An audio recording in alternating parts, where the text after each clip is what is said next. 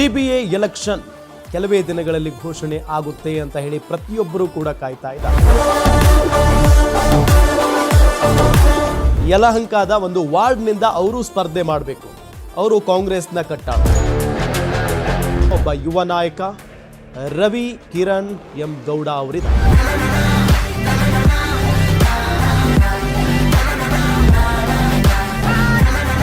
ಸಾಕಷ್ಟು ವಿದ್ಯಾವಂತರು ಬರಬೇಕು, ಯುವಕರು ಬರಬೇಕು ಎಲೆಕ್ಷನ್ಗಳಿಗೆ ಅಂತ ಹೇಳ್ತಾರೆ. ನೀವು ಇಂಜಿನಿಯರಿಂಗ್ ಮಾಡಿದ್ದೀರಿ, ಪ್ರೀತಿ ವಿಶ್ವಾಸ ಗಳಿಸಕ್ಕೆ ಆಗ ನನಗೆ ಹಂಗೆ ಪ್ಯಾಷನ್ ಆಗಿ ಅದು ಬಂದ್ಬಿಡ್ತು. ತಾಯಿಯವರು ನಗರಸಭೆ ಅಧ್ಯಕ್ಷರಾಗಿದ್ರು. ಆ ರಾಜಕಾರಣ ಹೆಂಗಿತ್ತು, ಈಗಿರುವಂಥ ರಾಜಕಾರಣ ಹೆಂಗಿದೆ? ವ್ಯಕ್ತಿತ್ವದ ರಾಜಕಾರಣ, ನಂಬಿಕೆಯ ರಾಜಕಾರಣ ಇತ್ತು. ಇವಾಗ ಏನಂದರೆ ಸ್ವಲ್ಪ ದ್ವೇಷದ ರಾಜಕಾರಣ ಜಾಸ್ತಿ ಇದೆ.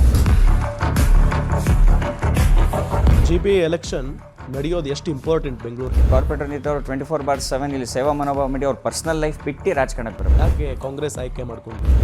ನನಗೆ ಸಿದ್ದರಾಮಯ್ಯ ಅವರ ಆಡಳಿತ ಹಾಗೂ ನಮ್ಮ DK ಶಿವಕುಮಾರ್ ಸಾಹೇಬ್ರು ಅವರ ಒಂದು ಬಿಗ್ ಫ್ಯಾನ್. ಅವ್ರ ವರ್ಕಿಂಗ್ ಸ್ಟೈಲ್ ಆಗಲಿ, ಅವರು ಸೋಷಲಿಸ್ಟು, ಇವರು ಪ್ರೋಗ್ರೆಸಿವ್.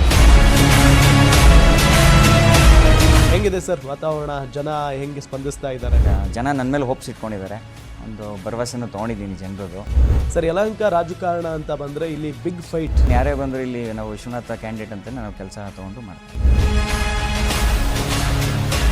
ಕೆಲಸಗಳಾಗಬೇಕು ಅಂತ ನಾವೇನಾದ್ರು ಫೋನ್ ಮಾಡಿ ಕೇಳಿದ್ರೆ ತಕ್ಷಣ ಇವಾಗ ಕೆಲಸಗಳು ಮಾಡಿಸ್ಕೊಡ್ತಾ ಇದ್ದಾರೆ. ಸಮಾಜದಲ್ಲಿ 4 ಜನಕ್ಕೆ ಸ್ಪಂದಿಸಬೇಕು. ಇಲ್ಲಿನ ನಾಗರಿಕರನ್ನ ಮಾತನಾಡಿಸುವಂತ ಪ್ರಯತ್ನ ಮಾಡೋಣ. ಒಳ್ಳೆ ಹೆಲ್ಪಿಂಗ್ ನೇಚರ್ ಇದೆ. ಅಭಿವೃದ್ಧಿ ಗೆಲ್ತಾರೆ, ಯಾಕಂದ್ರೆ ಜನಗಳಿಗೆ ಈಸಿ ಆಕ್ಸೆಸಿಬಲ್ ಇದೆ. ಅವ್ರ ಹತ್ರ ಅಧಿಕಾರ ಇಲ್ಲ ಅಂದ್ರೂ ಇಷ್ಟೊಂದು ಸಮಾಜ ಸೇವೆ ಮಾಡ್ಕೊಂಡೇ ಬಂದಿರೋ 10-15 ವರ್ಷದಿಂದ. ಇವರೆಲ್ಲ ಮನ್ಸು ಮಾಡಿ ಗೆಲ್ಸಿದ್ರೆ ಒಳ್ಳೆ ಕೆಲಸಗಳಾಗ್ತದೆ ಅಂತ ನನ್ನ ಭಾವನೆ. ಕಷ್ಟ ಸುಖಕ್ಕೆ ಹೆಲ್ಪ್ ಮಾಡ್ತಾರೆ. ನಾವು ಮಗನ ಥರ ನೋಡ್ಕೊತಾ ಇದ್ದೀವಿ. ನಮ್ಗೆ ವ್ಯಾಪಾರದಲ್ಲಿ ಎಲ್ಲ ಸ್ವಲ್ಪ ಅನುಕೂಲ ಮಾಡೋರೆ.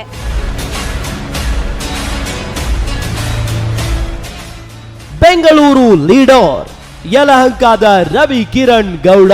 ವೀಕ್ಷಿಸಿ ನಾಳೆ ಸಂಜೆ 6:30ಕ್ಕೆ.